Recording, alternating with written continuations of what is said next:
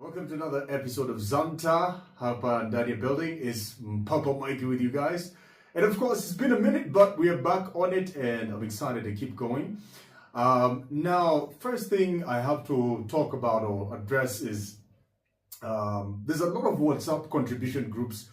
And let's just start with WhatsApp groups. We have a lot of WhatsApp groups already as it is. There's a lot of groups, family groups, work groups, school groups, estate groups, neighbor groups, a lot of groups where we are involved when it comes to WhatsApp. And I just found myself included in a WhatsApp group for, I don't know if it's friends of this person, but basically someone has passed on.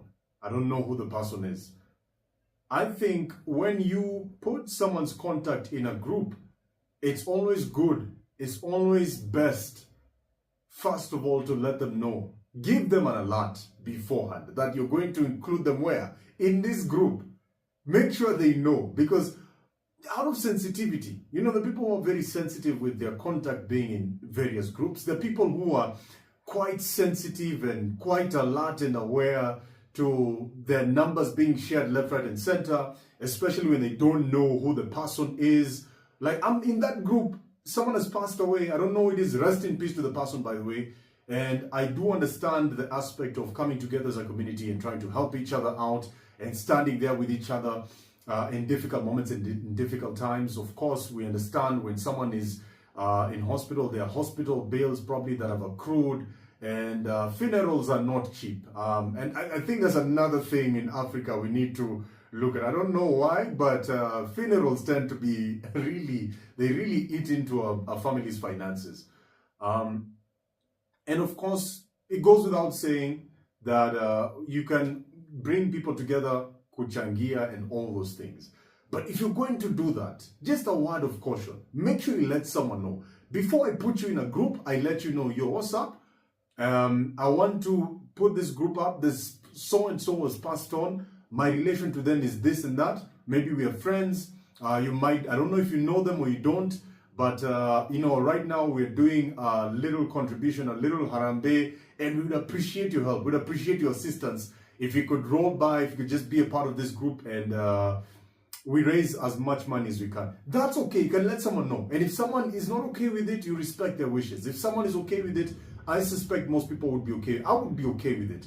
I don't need to know someone to contribute. I don't need to know someone to feel your plight or to understand what you're going through. We are all human beings. These are all things that we all go through, we all face. But if you're going to do that, let someone know. Don't just push someone's number there. Then you're in that group. I'm looking at the person. I honestly don't know the person. I honestly don't know the person. And I'm trying to see the number that put me in the group. I don't even know who put me in the group. As I've gone through the contacts, there's no one I know. So I think, just as a word of caution, please make sure you let someone know before you put them in a WhatsApp group.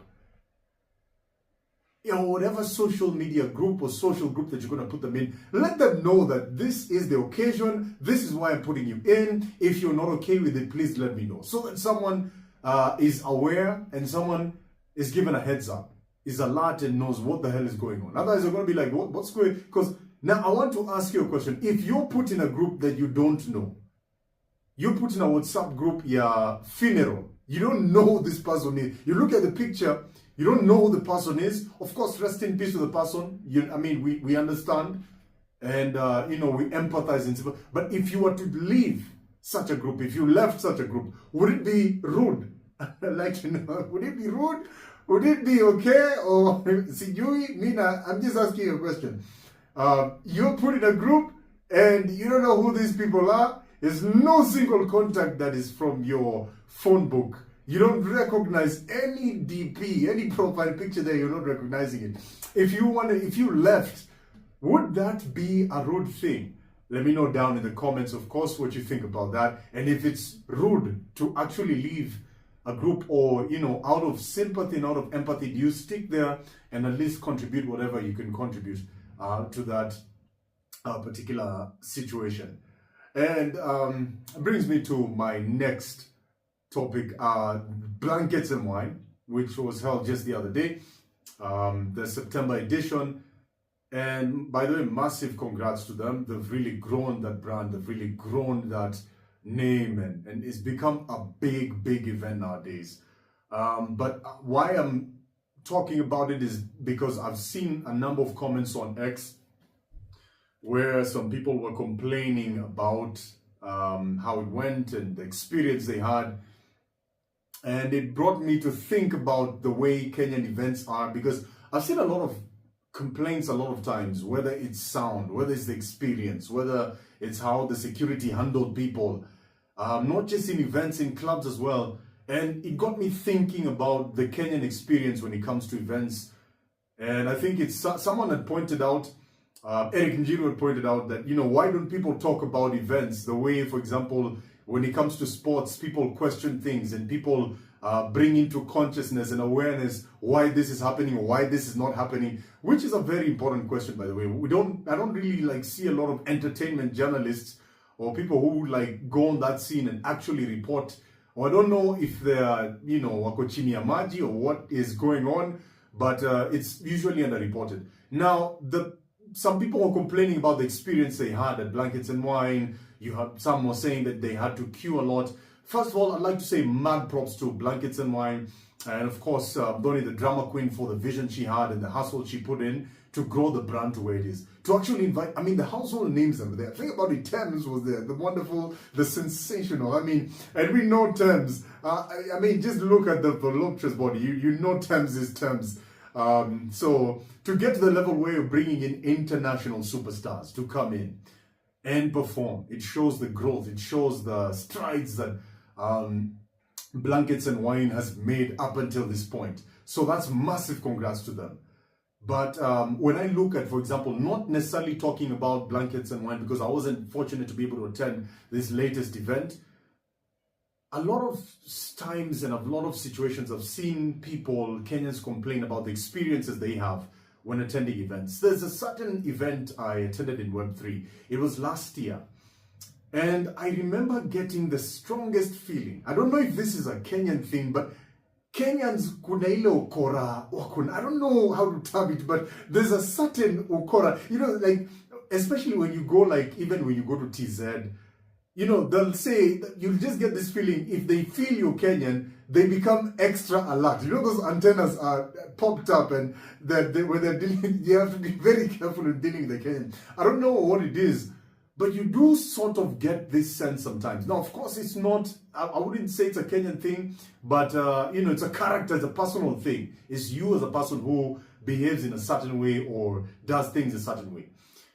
But, sometimes you get to an event and you sort of get this feeling that the event organizers were more focused on maximizing the profits they would get from that event, as opposed to actually the experience that customers and clients are getting from that event.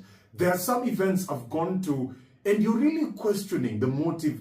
Listen, we are all capitalistic. We all want to make money. We all want to get ahead and, score big and secure that bag, as people talk about. But even if you're going to do it, I think my perspective is when it comes to events, of course, there are those who are more well-versed and more experienced on it. But when it comes to events, especially as you start, because this event that I went to was a Web3 event, and it was it's still in its initial stages. I give mad props for the initiative, for the hustle to try and put it together. I'll always celebrate initiative because it takes balls, it takes courage to take initiative and put something in place. And mistakes do happen. We're all human. But there are genuine mistakes, and also there are mistakes whereby you actually intended to do that. You actually were max. You didn't really care much about the experience. You didn't really care much about the level of service and the care that you put in terms of what people drew away from this event. But you were more focused, in my eyes, the way you're more focused on the profits you're trying to get from that event. It's okay to get the profits. It's okay to look at the money. Of course, you're not trying to do it so that you go broke. You're trying to do it so that you also make something for yourself and for your people at the end of the day. That's all good. But first of all, focus on giving a great event, because that reputation of having a great event, it actually will sell you the next time. Once bitten, twice shy. The moment people come and they don't have a great event, yeah, it's going to be a hard climb coming back or trying to convince people to come back, because the experience they had, it takes just one experience for someone to form that opinion. So I think sometimes I've seen a number of events. Kenyan event organizers need to stop doing this. First of all, maximize on giving people a great time.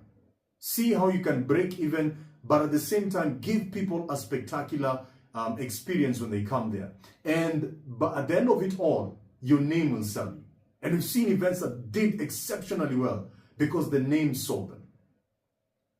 Make sure that the sound is on point. If it's an event, even if you're at the back, you're in the middle, or you're in the front, because there's some people who are saying, when you're at the front of the event, when uko karibu na stage, the sound is sensational. The sound is amazing. When you're in the middle, now it's not as bad, but it's not the same level of amazing as it is when you're in the front row. And then when you're in the back, now it's a totally different matter altogether. Make sure the sound is spectacular. It reminds me of the way Burna Boy came, and he's more on to, like, you could tell he wanted to really key in, or is really focused and professional when it comes to the experience that you have. Because people are saying that sound was top notch. That sound was like the most professional audio equipment they've ever had. It was so good. Yeah. So I think focus on the experience. Event organizers, let's focus first of all on giving people a dope experience, an amazing experience, that they get more value for their money. And once the reputation becomes that you guys actually go above and beyond when it comes to delivering, when it comes to giving people a good experience, next time what's going to happen, they're actually going to come, even without, they'll be waiting. The moment you just say this is about to be on, they're already purchasing the tickets and all. Because with events, that vibe, this is like a club.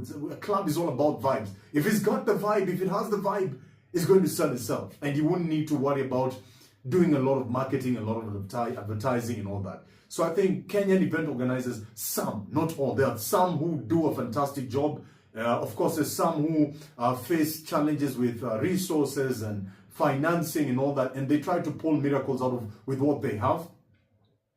In that case, then communicate that with people, the audience. Like, we face this challenge, but because, this is what we are able to do, so bear with us, ABCD. But more so, focus on giving people a good experience. Pesa utapata. Usikuwe na mbio ya pesa. Najua tunapenda pesa wa Kenya, but hey man, let's also focus on going above and beyond on delivering a fantastic and wonderful experience.